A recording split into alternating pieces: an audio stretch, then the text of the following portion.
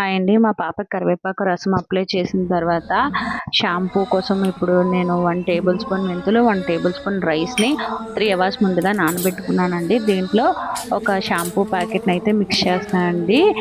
మా పాపకి shampoo packet సరిపోతుంది. సో, ఇది మిక్స్ చేసిన తర్వాత డైరెక్ట్‌గా ఈ షాంపూని యూజ్ చేయకూడదండి. ముందు కొంచెం హెయిర్ అనేది వాటర్‌తో బాగా కడిగిన తర్వాత అప్పుడు ఈ షాంపూని అనేది వేసుకోవాలండి. ఎప్పుడైనా కూడా షాంపూ అనేది డైరెక్ట్‌గా స్కాల్ప్ మీద వేసుకోకూడదు. వాటర్‌లో మిక్స్ చేసుకొని వేసుకోవడం అనేది చాలా మంచిదండి. చాలామంది షాంపూ అప్లై చేసేటప్పుడు కొంచెం గట్టిగా రుద్దిస్తూ ఉంటారు. అలా చేస్తే హెయిర్ అనేది బాగా డ్రై అయిపోతుందండి. మనము హెయిర్‌కి ఎంత బాగా మెయింటెనెన్స్ చేస్తే మన హెయిర్ అనేది అంత బాగా మెయింటైన్ అవుతుందండి. హెయిర్‌కి సంబంధించిన టిప్స్ కోసం కానీ ఏమైనా వీడియోస్ కావాలంటే నాకు కమెంట్ చేయండి. నా వీడియోస్ అయితే చూస్తున్నారు కానీ సబ్స్క్రైబ్ అయితే చేసుకోవట్లేదండి.